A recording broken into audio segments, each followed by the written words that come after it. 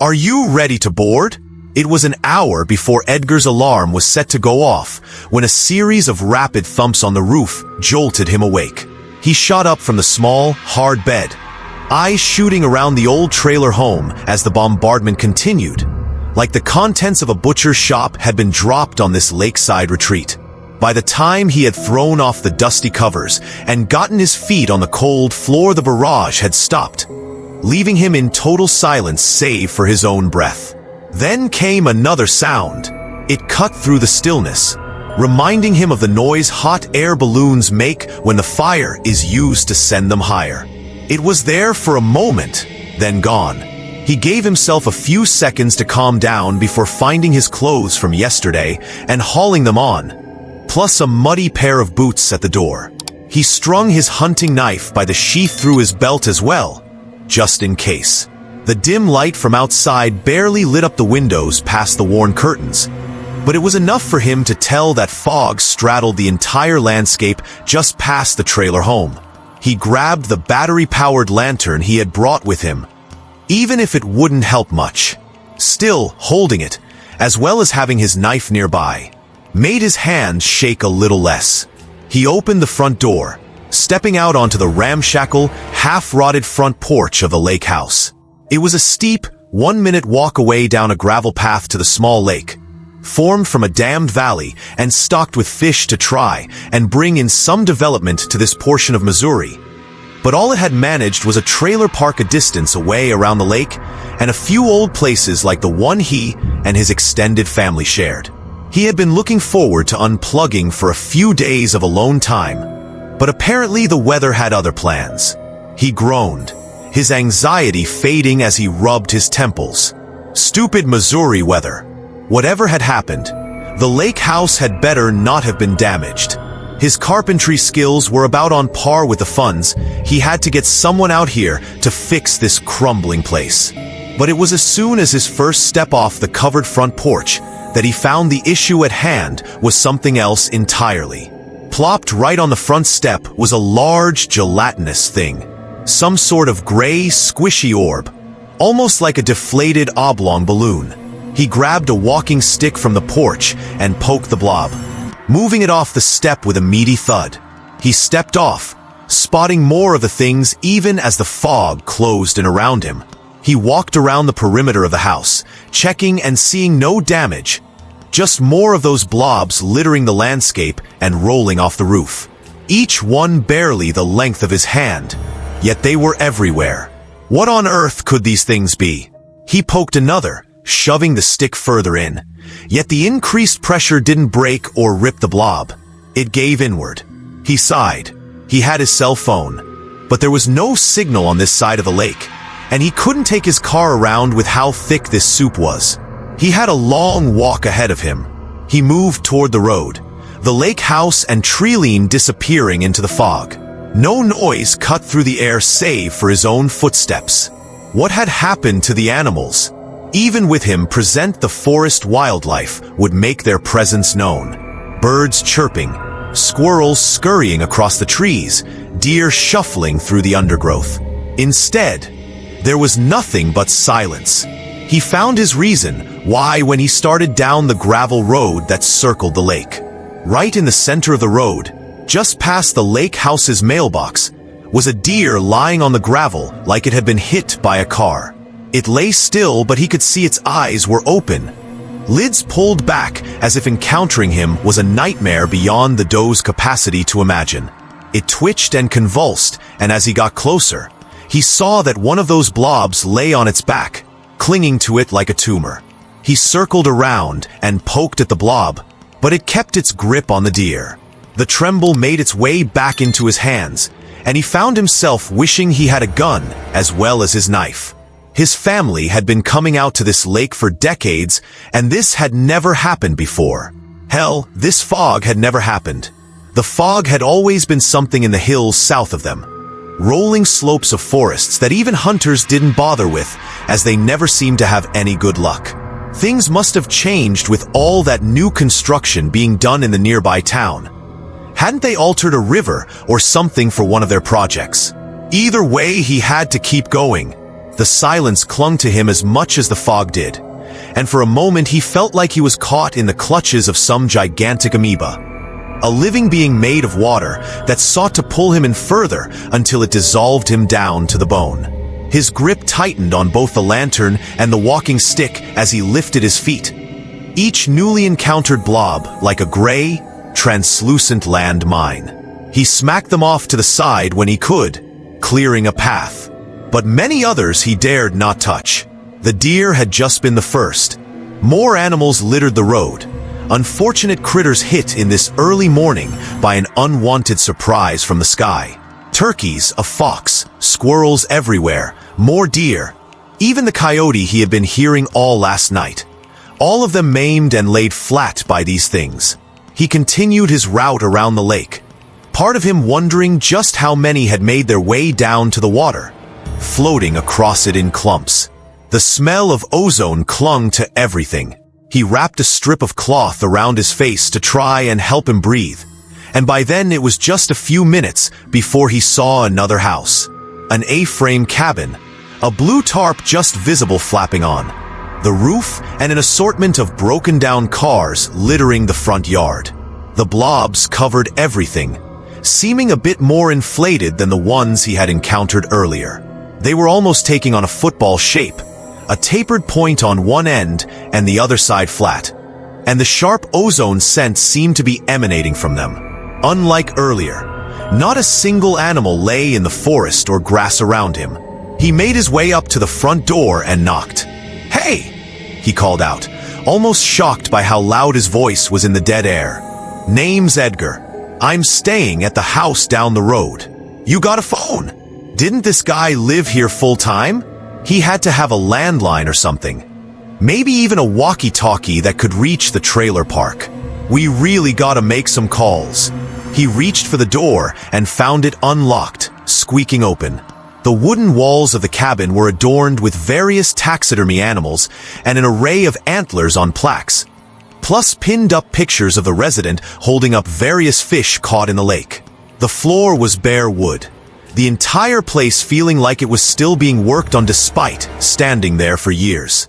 He moved through the hall, scoping out each Spartan room and finding no one. "Hello?" he called out again. "Really sorry for barging in like this. Anyone home?" Nothing.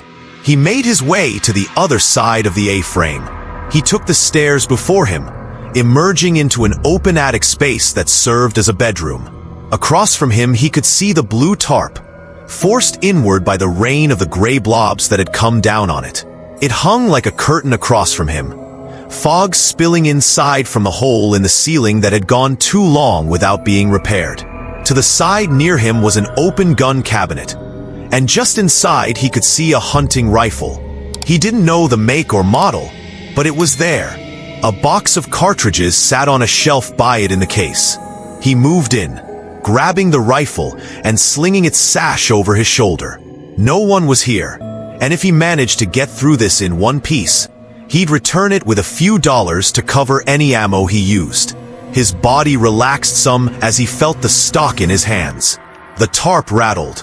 Edgar spun around, tensing back up when he saw the shape of a person forming in the tarp. "Hey!" he called out. "So sorry about this. I'll give it back." He moved the rifle away from him, pointing the muzzle down at the floor. You really need to know what's going on out there." No response. The figure shuffled, jerking around like a marionette. It stumbled around the tarp with all the grace of a local redneck after happy hour at his favorite bar. It lurched free of the tarp, and soon Edgar could see the man, dressed in torn jeans with a soiled white tank top. Each muscle in him looked tensed, taut like wires supporting a bridge. His eyes and mouth pulled back from his face in a frozen look of surprise. And adorning him like a colossal leech was one of those gray blobs, latched around the side of his neck. Long, gray tentacles spread away from the football-shaped sack, wrapping down the man's torso to his feet, across his arms to his hands and up his face, as if the thing was using the tendrils to make him look at something he wanted to shy away from. What the actual? Edgar lost the words, trembling hands grabbing the box of cartridges before shoving them in a pocket and trying to open the chamber of the bolt-action rifle. "Please stay back. You just stay right there. I'll be right back with your gun and an ambulance." The man regarded him. Or perhaps it was more accurate to say the blob regarded him. It made him lurch forward, and as it got closer, Edgar could see it had swollen up more, with little fins starting to form on its side. "The Mist Queen is boarding this area," said the man, a tentacle wrapped tight around his throat. The voice was dead, empty, spoken without any rhythm or meter. "Are you ready to board? Mist Queen? Board? What?" Edgar racked his mind at what he was hearing. "Are you ready to board?" the man asked again. He looked at him. "You aren't ready." This man wasn't either. "This will be quick." The man's hand shot down, grabbing one of the loose blobs and palming it like a baseball. As he held it, the tentacle shot out of its flat bottom like a spiked trap, hanging in the air for a second before going limp. "You will be ready for boarding." The man threw the blob at Edgar, who just managed to duck to the side as it flailed past him. Its tentacles went every way, thrashing about in a desperate attempt to grab him, all while the stench of ozone grew. The blob hit the wall with a thud, but instead of falling, it floated down, tentacles drooping to the floor. Edgar darted down the stairs as fast as he could, and soon he could hear the puppet of a man charging after him. He hit the ground floor and made for the outside as the man threw himself down the stairs, the controlling parasite not heeding the damage it was doing to its host. As jerking as its motions were, it moved so quickly. Edgar slung the rifle again, freeing his hand to properly grab his walking stick. He dropped the lantern and readied his weapon as the man shot upright as if lifted by strings. The man charged at him, the blob from before now held in his hand. Edgar lanced ahead, getting the man in the chest with enough force to knock him down with a loud crack. But Edgar fell back as well from the momentum. He caught himself, eyeing the man ahead. His chest had caved in, but still the man launched himself back onto his feet. The parasite focused on its goal, even as the man surely had to be mortally wounded. "You will be ready to board the Mist Queen," said the man in that same cold, empty voice, as if uttered by a robot. "Hell with this," said Edgar, dropping the stick and readying the hunting rifle. He managed to force a cartridge into the chamber and locked it tight, raising the barrel at his opponent. He did everything he could to keep his hands from shaking the barrel, trying to replicate the breathing exercises his uncle had taught him when showing him how to use a gun. The man shot forward, and Edgar fired. Rather than hit him straight on, his shaking had sent the bullet into the pulsating sac on his neck. The sac exploded in a fiery ball, setting part of the A-frame alight and sending the man's head flying as his decapitated body fell to the floor, the tentacles covering him falling off. Edgar's ears rang as he stumbled back, doing everything he could to calm down and get out of the burning house, having just enough thought to grab the lantern as he did. Somehow him killing a man wasn't even close to his main thought as he stumbled back out into the fog, stopping at a rusted truck to catch himself. What on earth had he just seen? This couldn't be real. Was that some sort of alien? Had an alien ship come to this lake and dropped some sort of bioweapon on them, so it could abduct them all with ease? He could see more of the blobs around him, scattered like party balloons, but inflating more and more. They lay about doing nothing, but if he had touched one of them, he shuddered. He tied the lantern to his belt, thankful he had thought to grab that. The walking stick was gone. Left in the house, the fire continued to consume. He wasn't about to reclaim it, and the rifle took priority. He would need it. He heard more shuffling off in the woods, and now he knew why he had not seen animals around here. The aliens must have gone to his house last, traveling around the lake, dropping their puppeteer parasites. The Mist Queen. The name stuck in his mind. He recalled a story his uncle had told him about a Zeppelin, a majestic sight that had once flown across the Midwest. One of its crew had gone mad while the Mist Queen had been cruising over these hills. causing it to crash into one of the lakes further south. And since then the ghost of this zeppelin haunted the forest, carried by the fog as it could no longer float on the air past it. Were these parasites the twisted form of its crew, seeking more passengers to carry to the afterlife? More shuffling, and just off in the fog he could see forms moving in the undergrowth that encroached on the gravel road. He saw a buck, tentacles twisting their way up its antlers. He loaded another cartridge, trying to spot where the parasite was on the animal. Ozone plagued the air. He kept moving as he heard the deer lurch forward, falling over its own limbs with even less grace than the man had been piloted. He picked up his pace, doing all he could to avoid the parasites that had yet to catch a host. Another animal stumbled out of the woods, but he kept going. He did a double take when he saw a squirrel floating through the air, carried by a much larger swollen parasite, like a balloon. This one's side fins had fully formed, complete with two on the pointed back. A cavity lay between them, and a circular bulge had manifested on the front of the thing's face. Edgar would swear the parasite was pointing that bulge at him. At last he could see the rows of mobile homes up ahead, encased in a shabby wooden privacy fence.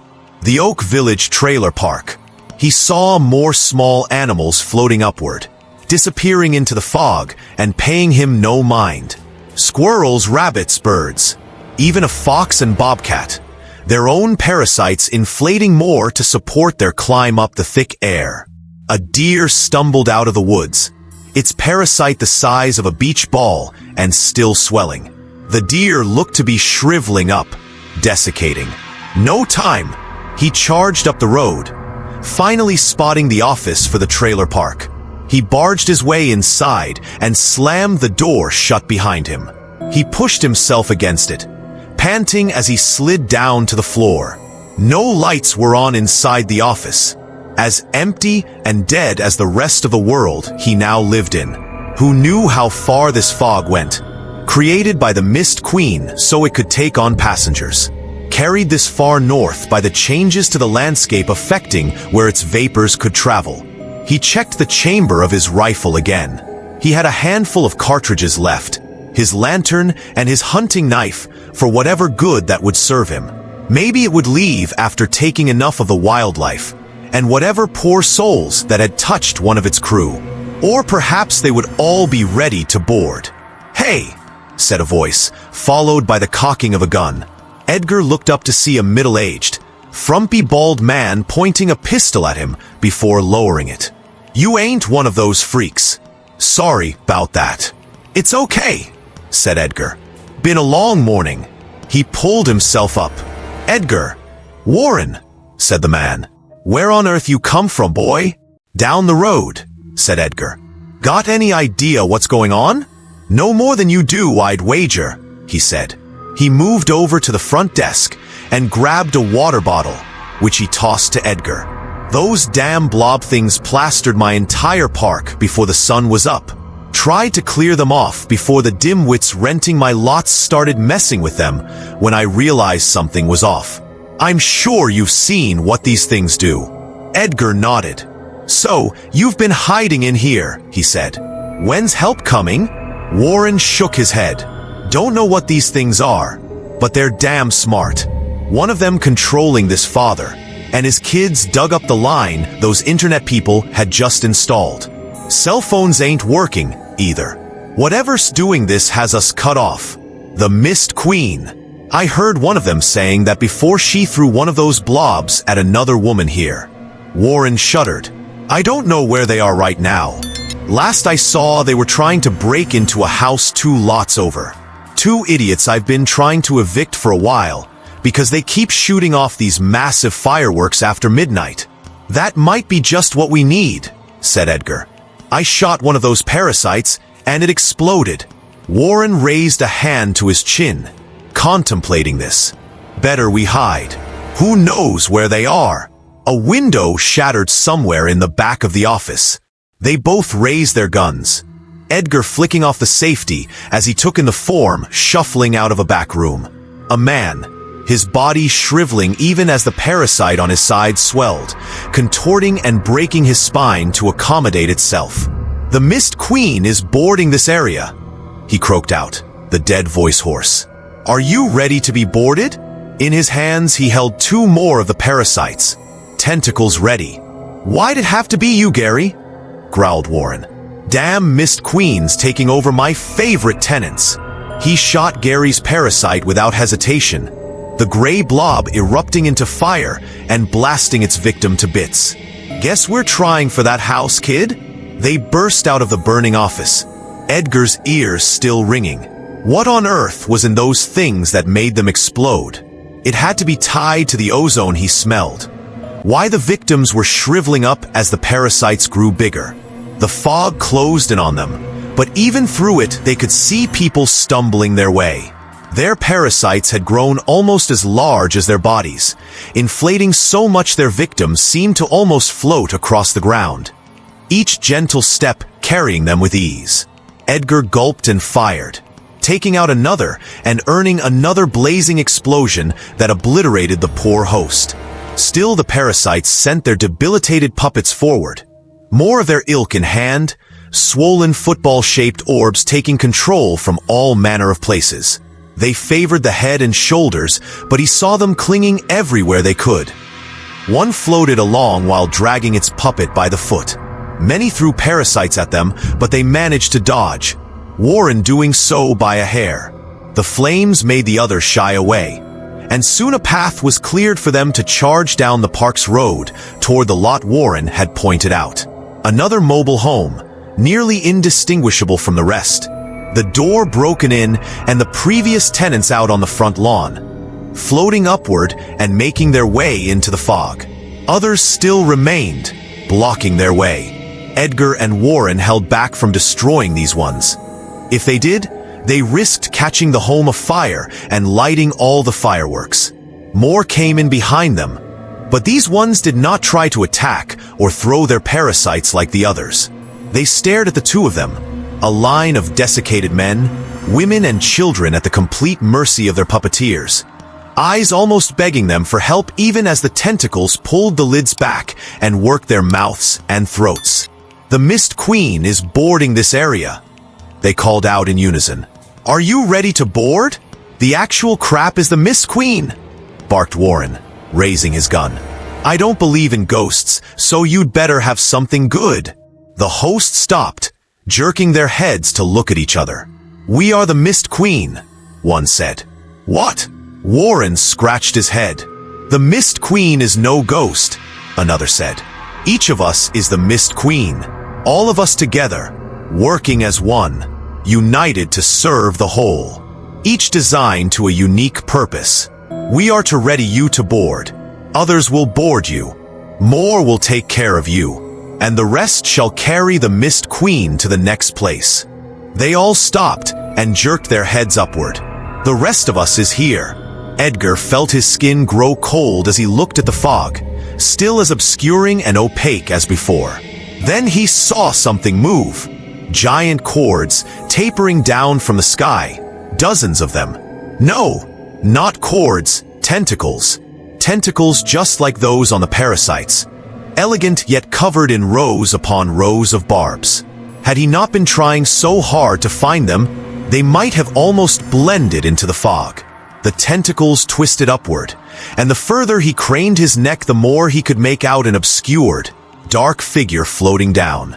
He heard the hot air balloon sound from before, and the shape moved ahead, the fog parting to reveal what now draped its tendrils across the trailer park. Its body matched that of its parasites, but yet was so much more. The finned, inflated form was lined and supported by a frame of something white like bone, containing its swollen body like a cage. Rows upon rows of pods lined the protruding bottom side. Above them he could see the inner workings of the horror through the translucent hide. Pulsating organs working to power the monstrosity. Bodies of the taken floated upward toward the pods, tentacles reaching and grabbing them before the pods opened sideways for their catch to be placed inside. The parasites relinquished their host and grabbed onto the outside of the pods, fusing with the flesh and wriggling their way back into the main body, returning to the center where rows of them hung like profane fruit. The pods closed once full, their prey now fully boarded and ready to be taken care of. And at the front of the Mist Queen, the circular bulge opened.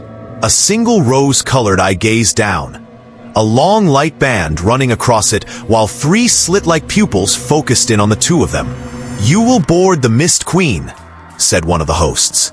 She, as well as the others the Mist Queen had taken, started to float upward. "Even if you're not ready, you will board." The Mist Queen moved itself over, and tentacles dropped down around them. A trap of barbed tendrils barring their way even as they took the other people the parasites had claimed. A series of tentacles fell down toward them, shooting out of the Mist Queen's main body. "Get in the house!" yelled Warren, pushing Edgar ahead and out of the reach of the tentacles. "Find something and—" Warren's words devolved into shrieks of agony as several tentacles wrapped around him, digging their barbs into his arms, legs, torso. Soon they were dragging him up into the air to board alongside all the other people that had called this park home. Edgar managed to tear himself away from the sight and got back onto his feet, dashing past the hosts that now floated up to rejoin the rest of their kind. Edgar could almost feel that inhuman bandit eye glaring at him, somehow seeing him in so many ways he couldn't comprehend. He got to the door of the mobile home, loaded a shot, and fired it up at the Mist Queen. But if it did anything, he could see no evidence of it. The Mist Queen must have been far beyond the parts of itself thrown on the ground to catch prey, reinforced against such paltry weapons. But if the house had something with more punch, Edgar threw himself into the home, loading another cartridge into the rifle even as his eyes shot around, looking for anything that could save him. He heard the firing sound again, and it finally clicked that this was the Mist Queen using whatever it had in its form to propel itself through the air. The windows grew darker as the horror stopped itself just over him, and he could hear wood cracking and tearing as its tentacles shot down and bombarded the roof. More tendrils blocked off the windows and open doorway, leaving him trapped and soon to be as exposed as a rabbit whose home had been dug out by a starving wolf. Finally, he caught sight of a colossal tube of the sort a young him had only imagined having the money to purchase. He moved over to it, scrambling around and eventually finding a lighter. He grabbed both and moved to the center of the home, looking around for some sort of wick he could use to light it from a distance before the roof caved in and he could barely put up his hands in time to protect his head as the wood and debris rained on him. Then down came a tentacle, and his waist erupted into seething pain as the Mist Queen grasped him in its clutches. It felt like a burning ring of fire had closed tight around his midsection, his skin erupting into welts as the barbs dug in, his legs numbing within seconds. The Mist Queen started to retract him out of the mobile home, and it wouldn't be long before it brought him up to one of those pods to board him. The gun was gone, fallen off his shoulders from his rough climb into the air. The fireworks lay below him. Even as Edgar shrieked in pain, his hand moved on its own, scrambling for the sheath at his side and popping it open. He kept his hand clear of the tentacle around his waist, just managing to pull the knife free without touching the barbs and bringing it up. He sawed at the tentacle, cutting it off and sending him back to the ground. He hit the debris-covered floor of the home, a whole new host of pain joining the tentacle that had loosened itself from his waist. He cried out again, his knife lost to the side. The Mist Queen still lay overhead, only a matter of time before it sent down another tentacle to board him. There it was, just within reach, the tube of fireworks, spared from destruction by the falling debris. He still had the lighter. He could see the wick sticking out as if beckoning to him. "You will still board," called out a parasite's host as it floated by. Even as Edgar fought for his life, all parts of the Mist Queen still acted like he was just a small part of a normal day. He cried out in excruciation as he flicked the lighter on and set the wick ablaze. He pushed himself and rolled away, his body finally giving out from the countless wounds covering him, leaving him on his back. The fireworks went off a distance away, countless shots flying up into the sky and blanketing the Mist Queen in their multicolored glory. Blast after blast hit its underside, searing tentacles, blasting pods and charring the hanging parasites. He could almost see the bandit eye widening as the firing sound emitted again, trying to carry the floating horror away from the constant bombardment. The firing sound was soon accompanied by an eruption that dwarfed all those emitted from the hosts, and Edgar just managed to see a fiery blaze erupt on one side of the Mist Queen, sending it off tilt and moving toward the ground as he descended into unconsciousness. Edgar awoke to find himself in a bed, most of his body wrapped up and every part of him hurting like he had just been put through a trash compactor. He must be at the clinic in the town near the trailer park. A nurse entered the room and turned to him when he awoke. "Good to see you're awake," said the nurse. "You have a lot of questions right now, don't you? Just know you're safe for now, though I have someone who wants to talk to you." "Okay," said Edgar. He couldn't do anything else. He was trapped, but at least he still lived. The nurse nodded and left, soon replaced by a man in a suit. Edgar had only ever seen men like him in movies. "Hello, young man," he said. "You're quite lucky to be alive. After all, it's not every day a gas main explodes and takes out an entire trailer park, plus some of the surrounding area." "That's not..." Edgar stopped. It clicked. "I suppose I am." As if anyone would believe the truth. But surely the man across from him had to make sure Edgar didn't even try. "Well, at least it won't happen again. It's all over with, isn't it? We're cleaning up all the other remnants in the area," said the man. "We've picked up the mobile home park, the lake, and the burned house nearby." "That one yours?" "No, the one past it," said Edgar. "At least they're all gone, right?" "There were none dropped at the house past the burned one," said the man. He started, his calm expression giving way for just a second, then reached up to his ear. "I'll take my leave for now.